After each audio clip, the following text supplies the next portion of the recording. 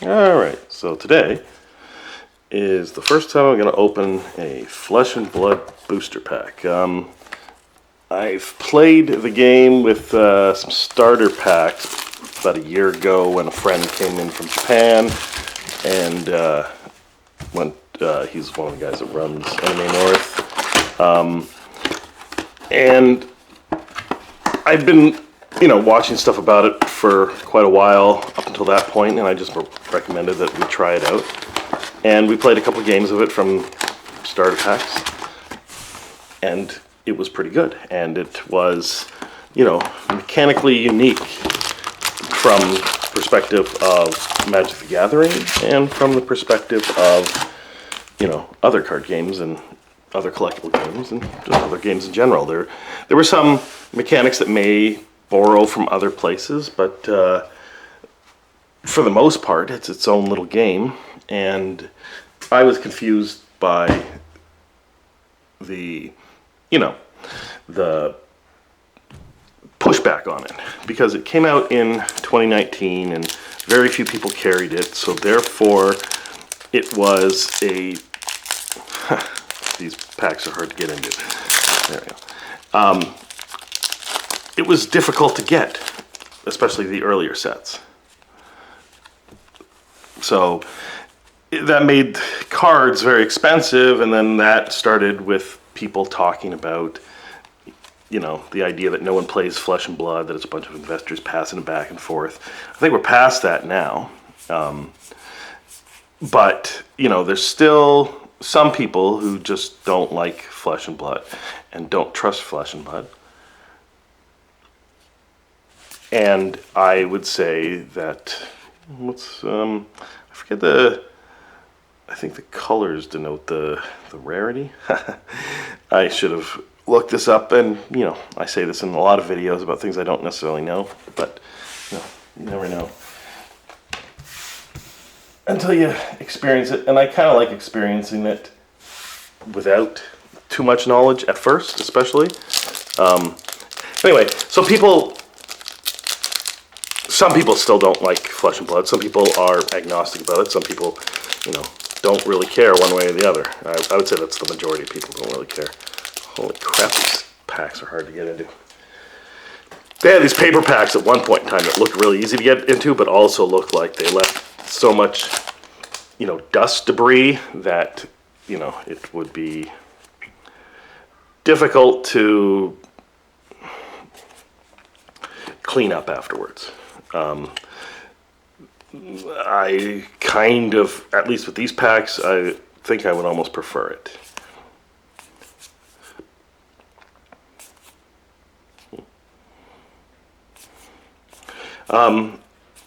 I like the game quite a bit, given that I have only played like a couple of games of it, but not only is it functionally unique, but also it has this uniqueness within the decks that you make, because they're based on characters, and the characters themselves have, their own modus of playing. So there's that as well. And then, of course, the way that resources are managed is way different, and the way that your hand is managed is way different, and the competition between the two players is way different. So I think it's pretty good.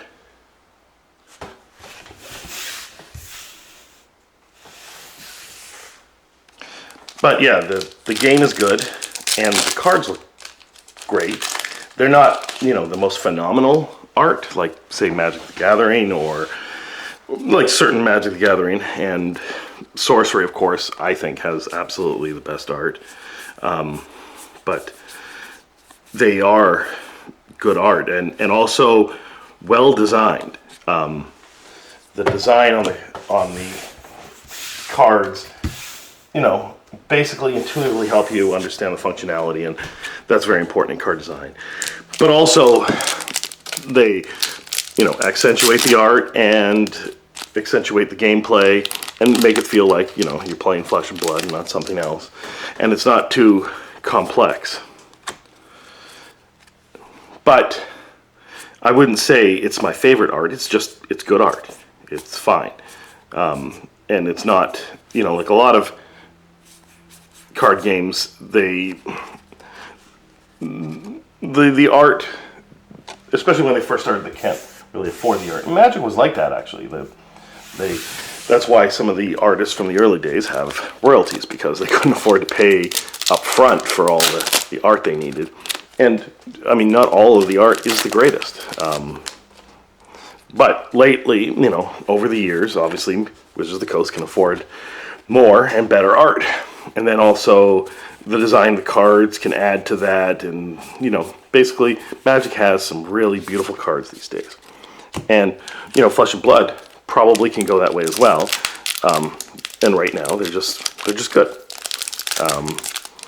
And this Heavy Hitters set is sort of from what I understand, starting with Bright Lights was a new way of putting out sets where they focus on one type of class of champion. There's usually 2 cards in the beginning, a token and another card, but not this time. So Heavy Hitters focuses on, heavy hitters, so I guess big brute fighters, right? Then you get cards like Beast Mode.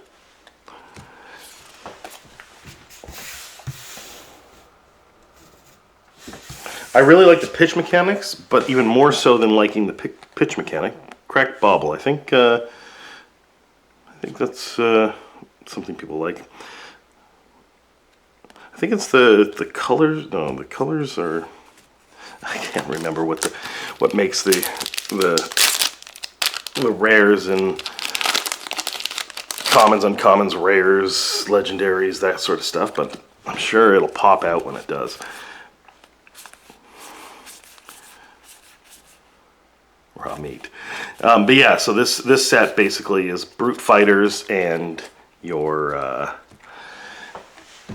There's apparently other stuff in the set to also support other archetypes or classes or whatever. And there apparently is some controversy with that because that hasn't been the way that sets in Flesh and Blood were done before. They don't like it because basically anyone who's playing other types or archetypes or classes needs to wait until their set comes out. I'm not even entirely sure of that, but yeah. Glory Seeker.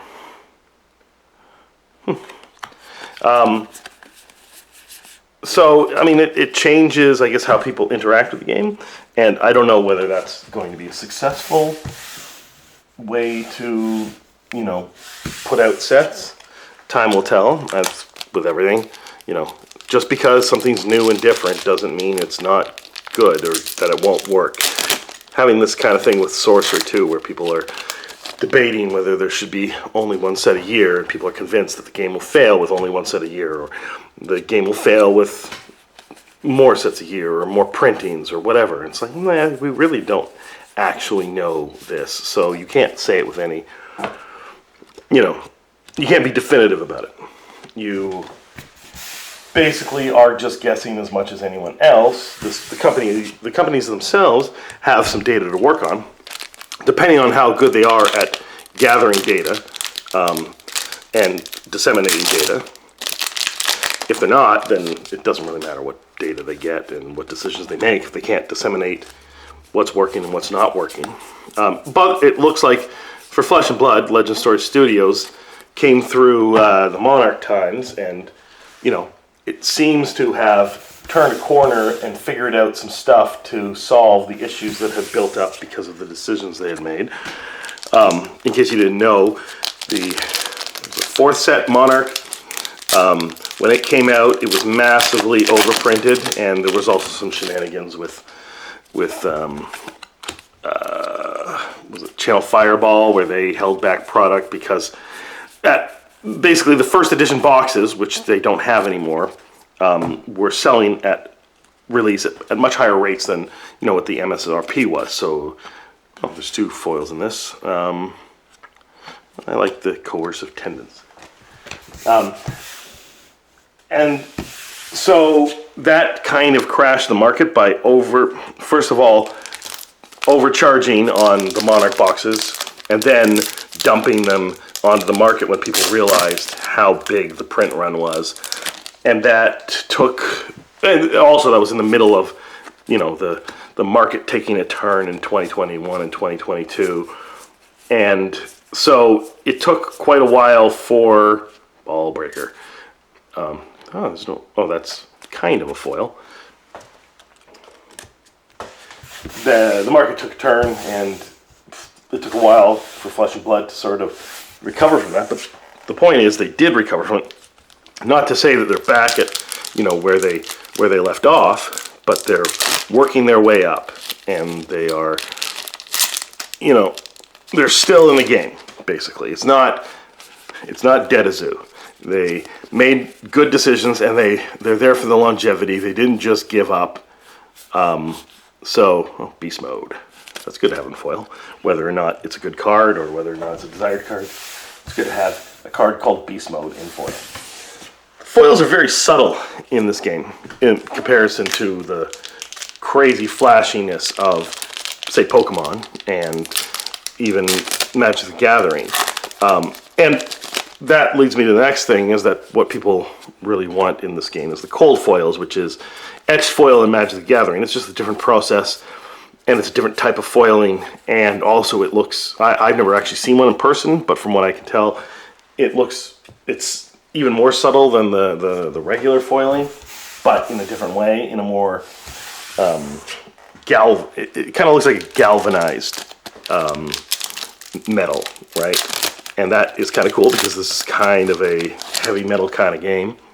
So it works really well. And so those first edition boxes that I was talking about, in case you're not familiar with Flesh and Blood, those first edition boxes were the only places to get cold foils, and it was one per box. And they've since moved away from that model, and now, because they would have to do the first editions and it would be limited release, and then later, many, many months later, they would do unlimited editions. And this is what caused a lot of people to be like, I can't get product, so I can't play the game. So their solution was to get rid of the first edition, and there's only one edition, and now the cold foils are in those boxes, which are more, they're more print runs than the first edition, but less print runs than, say, how badly overprinted Monarch's first edition was. Because this is the thing, there was going to be an unlimited edition of Monarch, and imagine that, and I think there was, but if there was something like 200,000 boxes of first edition Monarch, imagine how many unlimited editions, and geez, that, in fact, it's possible there's less unlimited editions of Monarch than first edition, because unlimited edition came out later, and by that point, they really couldn't print many boxes. So I'm saying that because when I looked at prices way back when, the prices of the unlimited edition were higher than the limited edition, ever so slightly. So after that point, they reduced their print runs, and I haven't seen a cold foil yet. And from other pack openings that I've seen, they've somewhat stood out, but sometimes they can be missed, and but I don't think I missed it because I'm not going that quickly through all these cards. Dissolve Reality. Huh. That one's definitely not foiled, and that's that one is. Okay, so those are two foil slots, one of which could not be foiled. I don't know. But yeah, if you're seeing stuff in here that you think are really good hits, let me know. Over time I'll become more familiar with the game. There's really nobody playing it in my store. I order the product because I kind of believe in the game, and I think that, people will come, and I've got prize support for them, so, and also I've got product when they eventually do come, but I don't order a lot of it. It's not like on my, on the large amount of product that I order. It's a small amount of product for Flesh and Blood. I actually order about as much as I order Pokemon, which isn't much. I order a lot of Magic, and a crazy amount of sorcery, because sorcery is my favorite CCG so far. Oh, this is nice. KO, Armed and Dangerous. This is one of the... Basically, you have your character, and that you're equipping that character to fight another character, and it's basically a duel type game. So this is Brute Hero, KO, Armed and Dangerous. I don't know if this is a big hit. I don't think that looks like regular foiling to me. It doesn't look like etched foiling, and I'm not even sure that would be the slot where you would get, cold foiling from. So, got a little blood room. But the art is very uniform, meaning that it all seems like the same art, and not in a bad way, in a way that it's unified within the game, in a way that other card games aren't. Pokemon is kind of like that too, but it's cutesy, and I don't particularly care for it that much, except for the big, flashy Pokemon cards. I mean, who can't like flashy Pokemon cards? But Magic the Gathering is a tiny bit all over the place. Like the art is not uniform. It's just that it's been that way for so long that people accept different art styles, and yeah, so subtle with this foiling. Interesting. Like, you want to bling out a deck, and part of the reason people want to bling out a deck is for people to be like, oh, that's a cool looking card. But if they can barely tell, because you wouldn't see that double sleeved, right? So I guess they also have another foiling, I think. Do they have a rainbow type foiling? Or maybe it's just the legendaries or whatever get more foiling than, say, the commons, uncommons, and rares. I'm not really sure. Again, this is my first box opening of this, so... And we're down to one little pack, and I haven't seen a cold foil, so this could be one of those boxes that just doesn't have it, because there's boxes that have two. If you get one early on, then you might get one near the end as well, and then that means that there's some boxes that just don't have any, which is fine, because, you know, I guess it's better that someone's really into Flesh and Blood, they got my cold foil. That's fine. Rising Speed. So that's the last foil. Yeah, I mean, again, I like the subtleness of it myself, but I'm not sure if people want to bling out and sort of brag that it's necessarily the best choice. But that's Flesh and Blood Heavy Hitters. And if you want me to know stuff about Flesh and Blood, if you want to let me know, you know, what the different rarities are and what's important in this set and what I might have missed, and, you know, how I can get people into the game locally.